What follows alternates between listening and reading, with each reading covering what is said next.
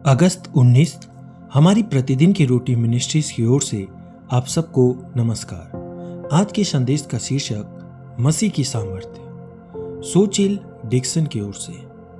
आज के पवित्र शास्त्र का भाग मरकुस अध्याय 4 पद 35 से 41। उसी दिन जब सांझ हुई तो उसने चेलों को कहा, आओ हम पार चलें।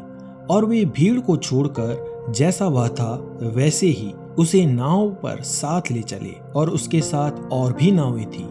तब बड़ी आंधी आई और लहरें नाव पर यहाँ तक लगी कि वह पानी से भर जाती थी, पर वह आप पिछले भाग में गद्दी पर सो रहा था। तब उन्होंने उसे जगाकर उससे कहा, हे गुरु, क्या तुझे चिंता नहीं कि हम नष्ट हुए जाते हैं? तब उसने उठकर आंधी को डांटा और पानी से कहा, शांत रह, थम जा। और आंधी थम गई और बड़ा चैन हो गया। और उसने कहा, तुम क्यों डरते हो? क्या तुम्हें अब तक विश्वास नहीं? वे बहुत ही डर गए और आपस में बोले, यह कौन है कि आंधी और पानी भी इसकी आज्ञा मानते हैं? मुख्य वचन अध्याय 4 पद 41। यह कौन है कि आंधी और पानी भी इसकी आज्ञा मानते हैं?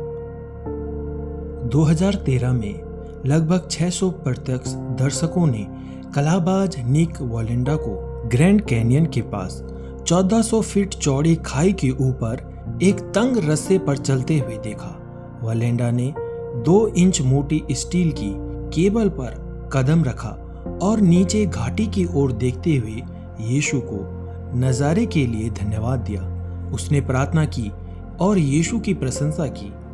रस्से पर इतनी शांति से चला मानो कि वह फुटपाथ पर टहल रहा हो। जब हवा तेज हो गई तो वह रुक गया और झुक गया।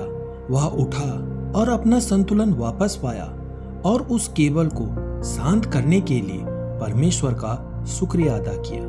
उस रस्सी पर हर कदम के साथ उसने मसीह की शक्ति पर अपनी निर्भरता को हर उस व्यक्ति के सामने प्रदर्शित किया जो तब और अब सुन रहा था, क्योंकि वीडियो दुनिया भर में देखा जा रहा था। जब गलील की झील पर तूफान की हवाओं ने शिष्यों को घेर लिया तो मदद के लिए उनकी दलीलों में डर समा गया। यीशु द्वारा तूफान को शांत करने के बाद उन्हें पता चला कि उसने हवाओं और बाकी सब को नियंत्रित किया है। धीरे धीरे उन्होंने उस पर अपना भरोसा बढ़ाना सीखा।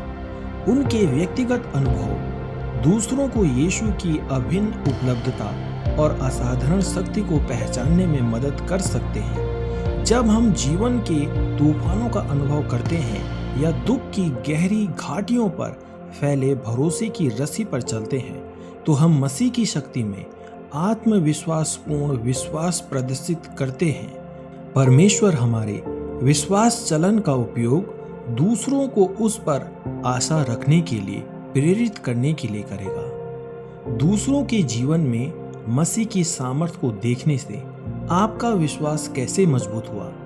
प्रार्थना आपको विश्वास के साथ चलने में कैसे सहायता कर सकती है?